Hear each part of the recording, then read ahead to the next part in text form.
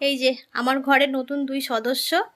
এই হলো সোফা, অনেক দিনের শখ, ঘরে একটা সোফা এই হচ্ছে সোফা, এখানটা রাখা হয়েছে। আর এই হলো ড্রেসিং টেবিল।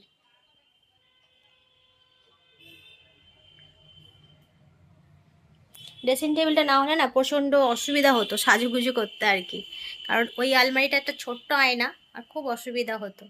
তাই এই ঘরটাতে এখানে আলমারি থাকবে, এখানটা থাকবে ড্রেসিং টেবিল, কোথায় থাকবে জানি না, মোটামুটি একটা ড্রেসিং টেবিল থাকবে। আর এই হলো ঘরে একটা সোফা, ব্যাস এইগুলোই থাকবে এই ঘরে আপাতত। আর বাকিগুলো সব ওই ঘরে থাকবে। এই যে আমি ওটাকে ওইখানটা সরিয়ে দেবো আর কি পরে। এখন সকাল থেকে যা খাটুনি হলো, শুধুমাত্র এই দুটো আসবে বলে সকাল থেকে একভাবে সব মোছামুছি পরিষ্কার ঝরিষ্কার হয়েছে। আর এই হলো সোফাটার কালার হচ্ছে, এইটা তো নস্যি কালার, এখন চিক মারা রয়েছে, নস্যি কালার এই কালার।